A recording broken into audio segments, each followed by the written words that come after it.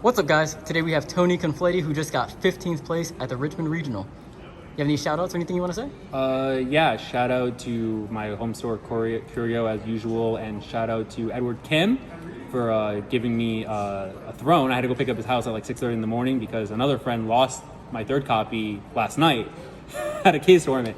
So that was fun. And then shout out to Froggy from our locals. Everyone should know Froggy there. He let me borrow his Pirellios for the event today. So shout out to those guys. Nice. Let's go ahead and see your list. Sure. I played 44 cards, and it's almost standard. You have 3 Samsara. I played 2 Squirmer. I would not go down to 1. 2 came up a lot.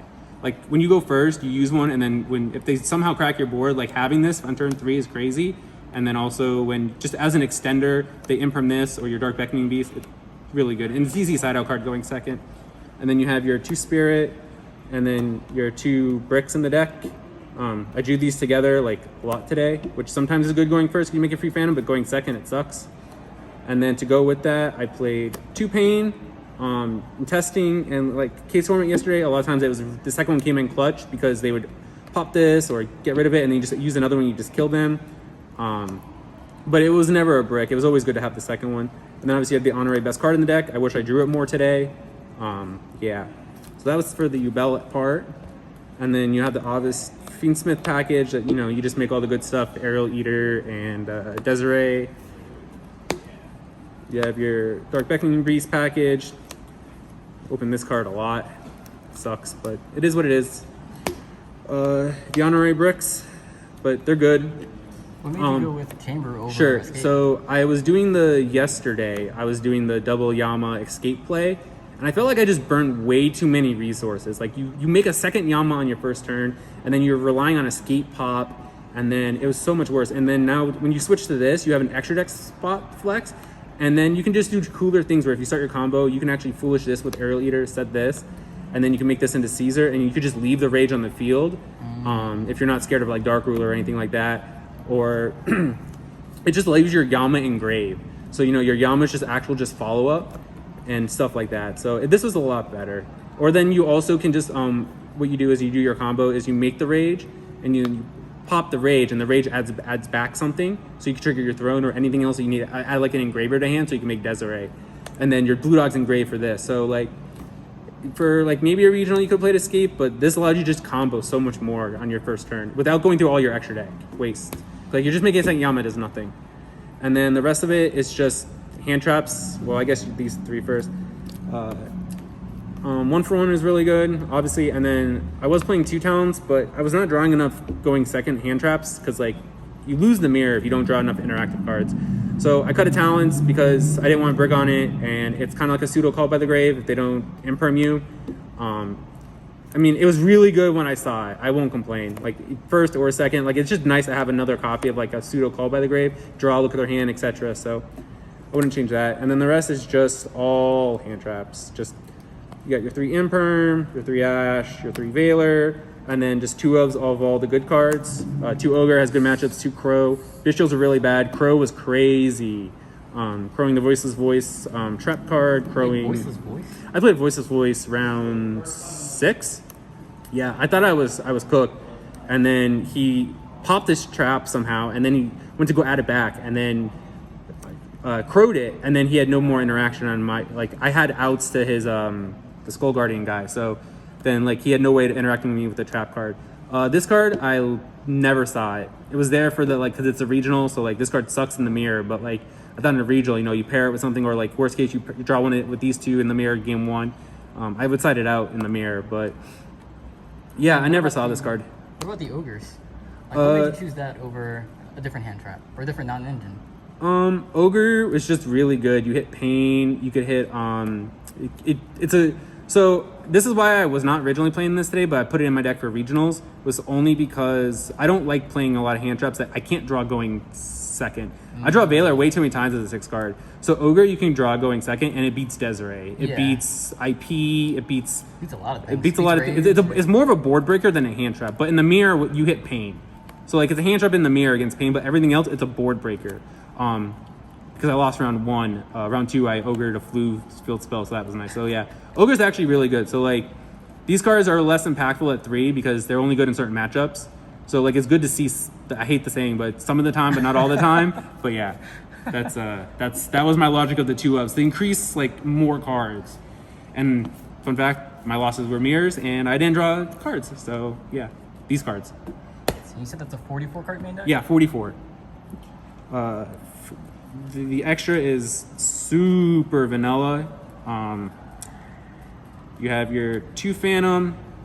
Everyone says the 3rd is like your flex spot. Today it didn't come up, but I understand when you play 3 because then you get a free body to like extend. And then you have this package, which is your Fiendsmith package, and then your 2 fusion targets. This card's really good.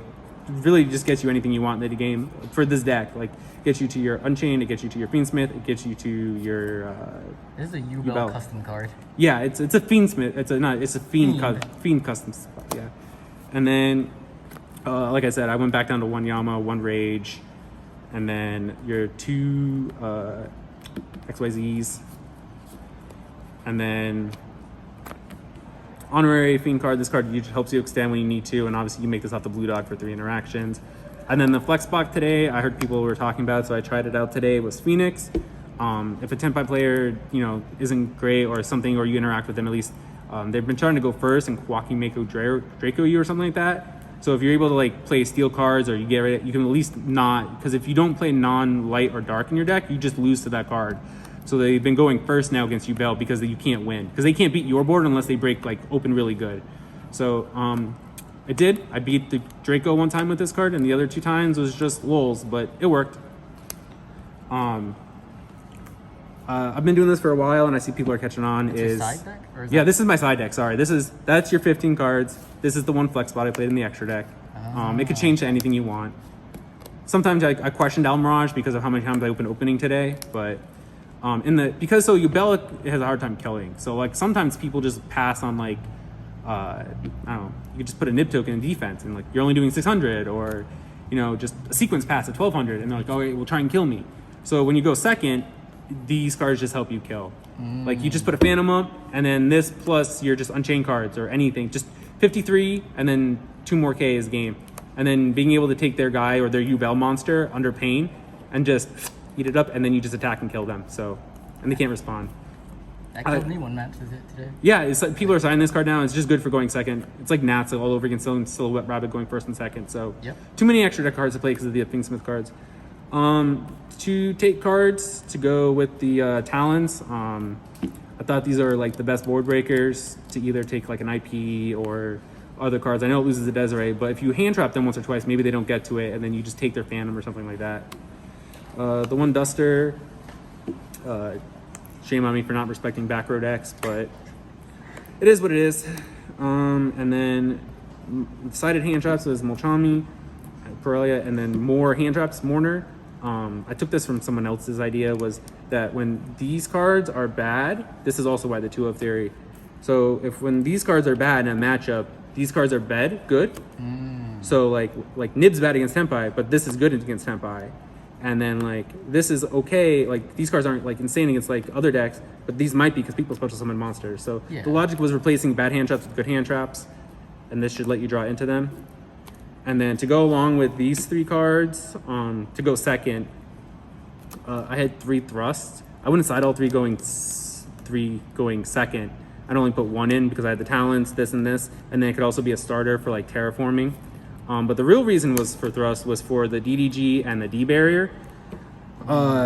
Between locals and testing, I got really tired of being like shifted or Molchummied, and like you just can't build a board and they draw. So what you do is you just land on a minimalistic board, and then you thrust for one of these 2. So if they're usually a shifter deck, they're usually a Ritual Beast or Tenpai, and this gets your turn back.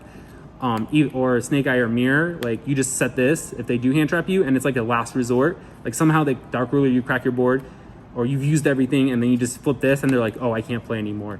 But ironically, I don't draw this card. I have played, what was it, 9 today and 7 yesterday.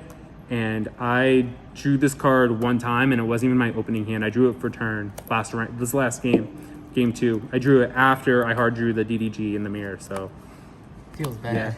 Yeah, but it's good because they don't see these cards coming because you didn't search it. Oh, so. yeah, true. Yes, so that's the profile. you have any changes that you're gonna make after the next set? Maybe try something here. You've got the new Molcharmi coming. Yeah, that card's great. That changes the game. I don't know. We'll see how the format down. goes. You know, people might be playing cross out now for that. I don't know. Again, I wish I can say this card is bad because in testing it's bad, but I put it in because it's a regional.